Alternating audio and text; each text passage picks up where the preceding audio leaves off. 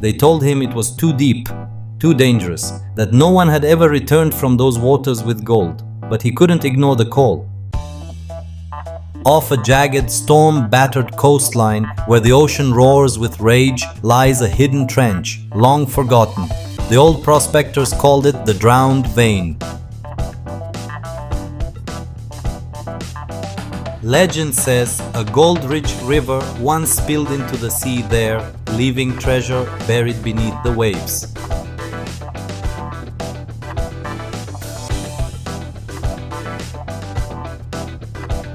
With a professional dredge and nerves of steel, they dove into the freezing blackness. Visibility dropped, pressure mounted. Only the faint beam of their torch lit the underwater graveyard.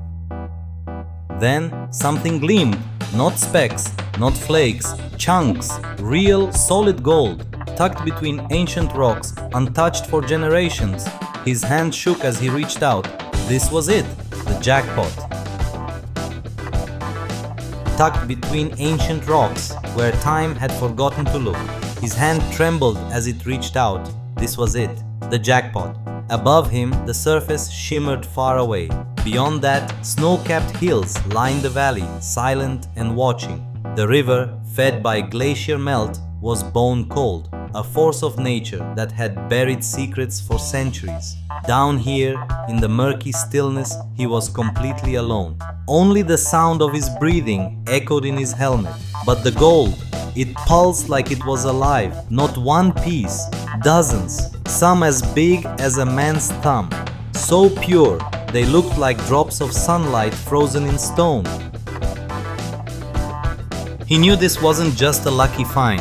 This was a hidden pocket, a mother lode sealed in time by the crushing weight of winter floods and shifting ice. Generations of prospectors had missed it, or died trying.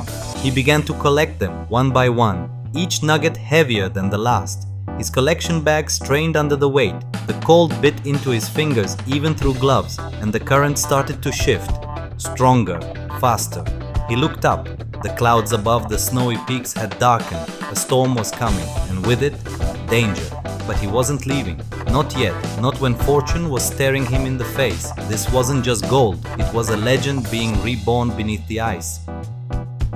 The weight of the gold was overwhelming. His bag, once light and empty, now pulled at him with every move, like it wanted to drag him deeper. He checked his oxygen.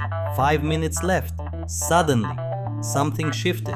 A low rumble vibrated through the rocks. At first he thought it was the storm overhead, but no.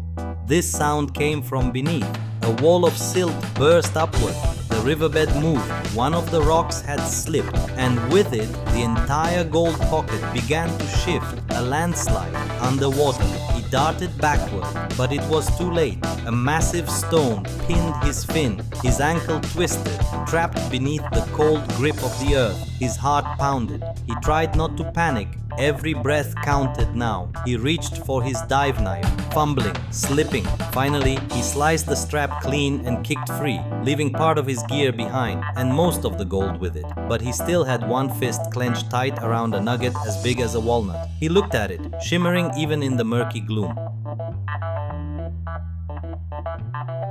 Weeks passed, but he couldn't forget. Not the cold, not the weight of that single gold nugget. And definitely not the feeling that there was more. Armed with new gear, upgraded tanks, and a drive stronger than fear, he returned.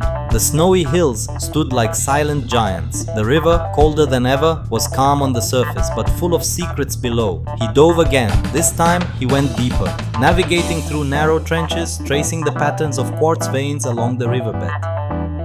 The biggest find of his life